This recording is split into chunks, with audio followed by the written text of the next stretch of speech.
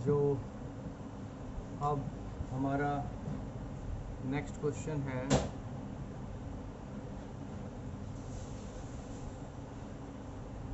वो थोड़ा सा हम जो है पहले एक बार डिस्कस कर चुके थे। क्वेश्चन नंबर 5 यहाँ पर है sine A x plus B divide by cos C x plus D. तो बच्चों यहाँ पर थोड़ा सा आप ध्यान से देखें तो यहाँ पर हम सबसे पहले क्या अपने दिमाग में लेकर आते हैं। इस क्वेश्चन को देखने पर हमें थोड़ा अंदाज़ा होता है कि यहाँ पर हम क्वोशिएंट रूल का यूज़ करेंगे। किसका यूज़ करेंगे? क्वोशिएंट रूल का। अब जो हमारा क्वोशिएंट रूल है, क्वोशिएंट रूल सबसे पहले हम इसमें जब अप्लाई करेंगे तो किस तरीके से करेंगे आपको ध्यान से देखना है, और कहाँ इसमें आगे क्वेश्चन में चेंज आना है वो भी आपको ध्यान से समझना है। तो सबसे पहले क्वोशिएंट रूल के हिसाब से कोस सी एक्स प्लस डी इसको एज इट इज़ रखेंगे into D by D x of sine A x plus B. इसको हमने ऐसे डिफ्रेंशिएट किया, बीच में आ जाएगा माइनस। अब की बार साइन ए एक्स प्लस बी इसको एज इट इज़ रखेंगे into D by D X आ जाएगा कोस सी एक्स प्लस डी, और यहाँ पर नीचे क्या आ जाएगा cos square C x plus D. ये बेसिक क्वोशिएंट रूल है जो आपने 11th क्लास में पढ़ा हुआ है। इसकी ज़्यादा चर्चा हम यहाँ पर नहीं करेंगे। अब ये जो cos सी एक्स प्लस डी है ये एज इट इज़ रहेगा। अब आप यहाँ पर चेन रूल अप्लाई करेंगे। क्यों? क्योंकि बिना ए एक्स प्लस बी के साइन की कोई वैल्यू नहीं है, और हम केवल साइन एक्स का फॉर्मूला जानते हैं कि साइन एक्स का डेरिवेटिव कोस एक्स होता है। तो यहाँ पर थोड़ा सा भेद करना आपको आना चाहिए कि कहाँ पर हम डायरेक्ट फॉर्मूला लगाएंगे, कहाँ पर चेन रूल का यूज़ होगा, कहाँ पर प्रोडक्ट रूल का यूज़ होगा, क्योंकि अक्सर बच्चा कंफ्यूज होता है प्रोडक्ट रूल में और चेन रूल में। तो थोड़ा सा डिफरेंस बता देता हूँ कि चेन रूल और प्रोडक्ट रूल में क्या डिफरेंस है। प्रोडक्ट रूल वहाँ पर अप्लाई होता है जहाँ पर दो सेपरेट नेचर की फंक्शन हो, अर्थात एक का दूसरे की नेचर पे कोई फ़र्क ना पड़ने वाला हो। ये मोटी मोटी भाषा है। जबकि चेन रूल में क्या होता है, एक फंक्शन का दूसरी फंक्शन पे इम्पैक्ट आता है। जैसे ए एक्स प्लस बी के बिना साइन की कोई वैल्यू नहीं है, अर्थात ये पूरा का पूरा इकट्ठा मिलकर एक अपना वजूद दर्ज कराता है। आपको ये बात समझनी है। तो अब साइन का जो चेन रूल मैंने पहले बताया था दो फंक्शन में, पहले हम कोरस्पॉन्डिंग टू फर्स्ट अर्थात साइन, साइन का डेरिवेटिव क्या होता है कोस, और यहाँ पर आ जाएगा ए एक्स प्लस बी। अब ए एक्स प्लस बी का करेंगे तो यहाँ पे मैं डायरेक्ट कर रहा हूँ, ए एक्स प्लस बी का करेंगे तो यहाँ पर सिंपल ए आ जाएगा क्योंकि ए बाहर आ गया और एक्स का 1 हो गया और बी का 0, तो 0 + 1 1 और 1 इंटू ए, तो मैंने यहाँ पे डायरेक्ट लिख दिया। अब माइनस ये आ गया sine A x plus b, minus sine A x plus b as it is, बिल्कुल उसी तरीके से जहाँ पे पहले समझा कोस का डेरिवेटिव होता है माइनस साइन एक्स। अब वो माइनस जो है हम यहाँ पर एडजस्ट करेंगे तो ये प्लस बन जाएगा, और कोस का यहाँ पर आ जाएगा sign C x plus D. अब फिर सी एक्स प्लस डी का करेंगे तो सी एक्स प्लस डी का जैसे अभी समझाया, तो फिर इनटू में सी आ जाएगा, और जो आपका डिनोमिनेटर है वो एज इट इज़ रहेगा कोस स्क्वायर, और यहाँ पर हो गया सी एक्स प्लस डी। अब ए पहले आ जाएगा तो ये हो गया A cos C x plus D into कोस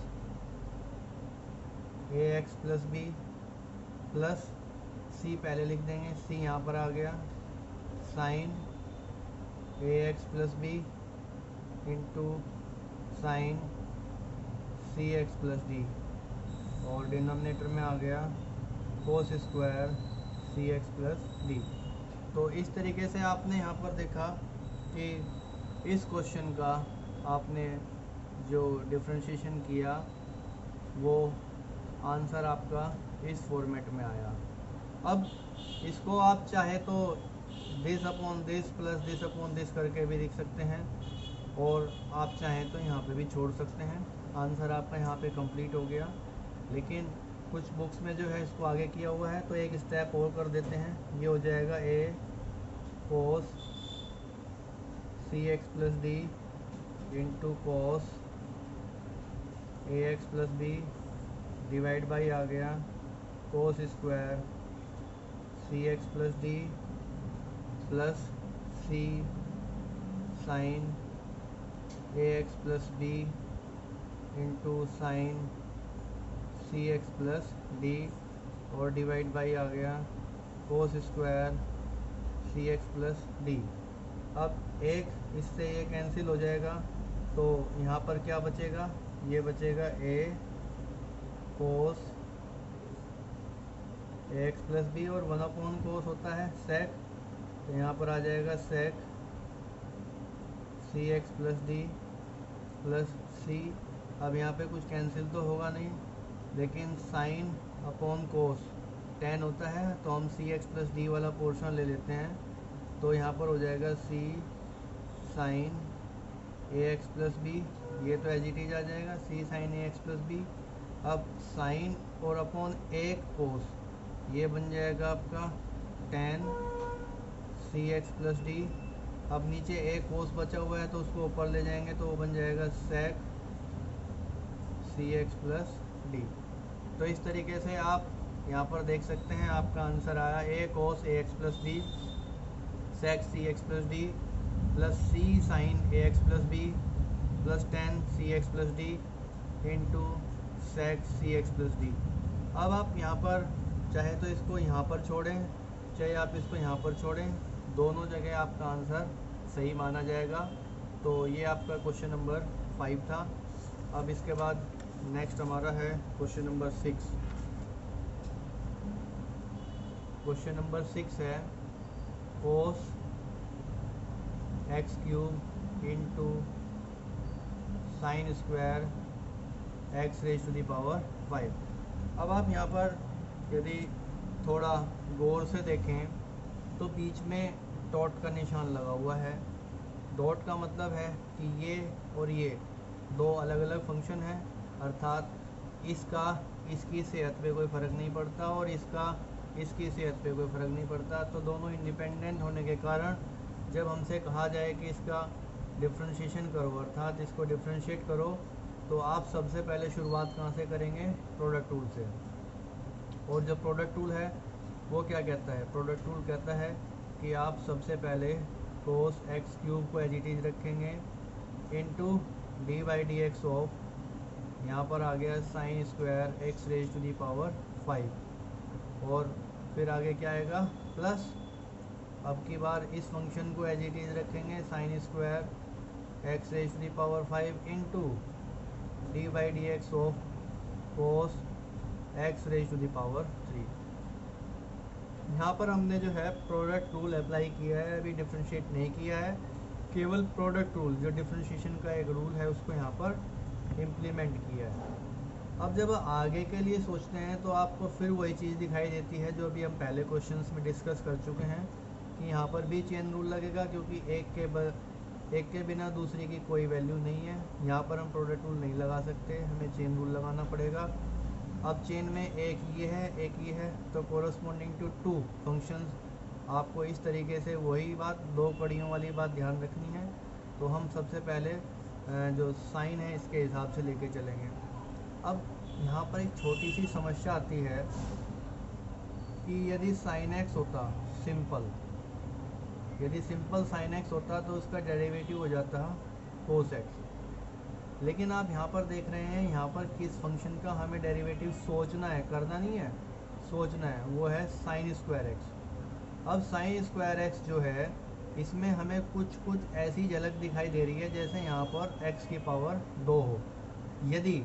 यदि मैं इस x को साइन एक्स मान लूँ तो, समझ रहे हैं, यदि मैं इस x कैपिटल X को साइन एक्स के जैसे एज्यूम करूँ या साइन एक्स को कैपिटल X के जैसे एज्यूम करूँ, तो मेरी ये नेचर बन जाती है एक्स स्क्वायर जैसी, और जिसका डेरिवेटिव होता है 2x। आपको फॉर्मूला पता है। तो यही चीज़ आपको अपने दिमाग में घुमा के रखनी है जब हम इस क्वेश्चन को यहाँ पर सॉल्व करेंगे। तो अब शुरुआत करते हैं। ये आ गया cos x cube as it is, पहले पावर के हिसाब से, क्योंकि यहाँ पे 2 के अंदर भी तीसरी चेन बननी है, पावर के हिसाब से करेंगे। तो ये हो जाएगा इंटू 2 साइन इंटू 2 साइन, क्योंकि एक्स स्क्वायर का क्या होता है 2x, तो यहाँ 2 साइन, और फंक्शन क्या है यहाँ पे x की पावर 5, 2 साइन। अब ये पावर के हिसाब से हुआ। अब पहले पावर के हिसाब से, फिर हम आएंगे साइन के ऊपर। साइन का डेरिवेटिव क्या होता है, वो होता है कोस। साइन का डेरिवेटिव होता है कोस, और यहाँ पर फंक्शन आ जाएगी x raise to the power 5, क्योंकि यहाँ पर हम जो है एज्यूम करके चल रहे हैं, दिमाग में हमारे है क्या सिंपल फंक्शन, और हम क्वेश्चन को आगे धीरे धीरे बढ़ा रहे हैं अपनी चेन को ध्यान में रखते हुए कि हमारी चेन ब्रेक ना हो। Into D by D x of, अब मैं लिख नहीं रहा हूँ क्योंकि यहाँ पे जगह थोड़ी कम पड़ जाती है। इनटू अब x की पावर 5 का डेरिवेटिव करेंगे, तो ये हो जाएगा 5 into x raise to the power 4। Formula कौन सा लगा, x raise to the power n d by D x, ये होता है n into x raise to the power n-1। तो ये ध्यान से देखो, cos x cube as it is आया, पहले corresponding to sine square. Sine square के लिए हमने दिमाग में रखा ये कि इस तरीके से यदि मैं इसको एज्यूम करूं तो ये सिंपल एक्स स्क्वायर है जिसका डेरिवेटिव 2x होता है, तो ये आ गया 2 साइन। ठीक है, अब कोरस्पॉन्डिंग टू पावर हो गया, अब कोरस्पॉन्डिंग टू साइन लेंगे। साइन का डेरिवेटिव होता है कोस, और ये इसकी फंक्शन x की पावर 5 एज इट इज़ रहेगी। x की पावर 5 का करेंगे तो 5 into x raise to the power 4 हो गया। तो अब यहाँ तक का पोर्शन आपका ये यहाँ से लेके यहाँ तक का कंप्लीट हुआ। अब आगे आएगा प्लस, यहाँ से आगे शुरुआत करेंगे। Sine square x raise to the power 5 ये एज इट इज़ रहेगा। अब यहाँ पर हम ध्यान रखेंगे कि अब ये कोस की पावर नहीं है, ये एक्स की पावर है। तो अब जब हम कोस को लेंगे, अब कोस का डेरिवेटिव आप जानते हैं क्या होता है माइनस, तो हम यहाँ पे बड़ा ब्रैकेट लगाएंगे और यहाँ पर हो जाएगा माइनस साइन, क्योंकि कोस का होता है माइनस साइन, और ये हो जाएगा एक्स क्यूब इंटू, अब एक्स क्यूब का डेरिवेटिव क्या होगा, ये हो जाएगा 3x स्क्वायर, और यहाँ पर ब्रैकेट कर देंगे क्लोज। अब इसको थोड़ा सा स्पेस देखें, यहाँ पे लिख रहे हैं, ये बन जाएगा कोस एक्स क्यूब।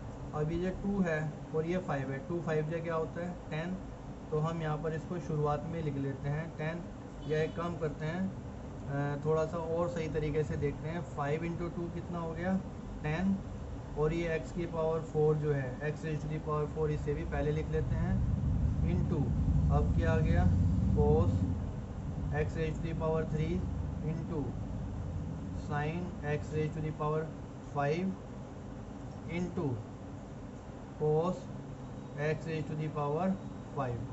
ठीक है, और यहाँ पर आ गया प्लस। अब इसकी माइनस की और प्लस की मल्टीप्लाई यदि करूँ तो फिर बन जाता है माइनस। तो हम एक नेक्स्ट स्टेप ले लेंगे, अभी फ़िलहाल इसको ऐसे ही रहने देते हैं। ये आ गया 3x स्क्वायर, ये 3x स्क्वायर को उठा के यहाँ पे शुरुआत में मैं ले आता हूँ, तो यहाँ पर हो जाएगा 3x स्क्वायर, और ये हो गया sine square x raise to the power 5, और माइनस में sine x raise to the power 3।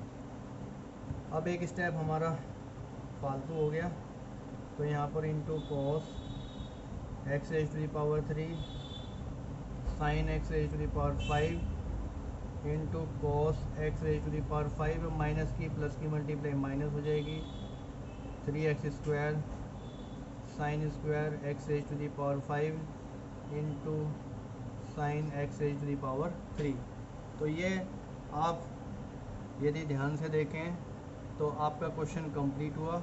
Answer हुआ 10x raise to the power 4 cos x raise to the power 5 sine x raise to the power 5 cos x raise to the power 3 minus में 3x square और sine x की power 3 into sine square x raise to the power 5। चाहे तो आप यहाँ पे dot लगा सकते हैं।